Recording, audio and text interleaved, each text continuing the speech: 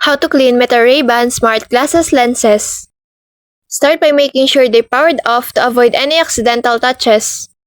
Use the soft cleaning cloth that comes with the glasses or any microfiber cloth and gently wipe the lenses in small circular motions to remove fingerprints and dust. If the lenses are very dirty, you can lightly dampen the cloth with a little water, but avoid using soaps, alcohol, or harsh cleaning sprays since they can damage the coating. Never run the glasses directly under water as that could affect the electronics built into the frame. Take your time and clean both the front and back of the lenses until they look clear again. If there's dust around the frame, use a dry cloth to carefully wipe it away without pressing too hard. For daily use, just wiping with a microfiber cloth is usually enough to keep them looking sharp.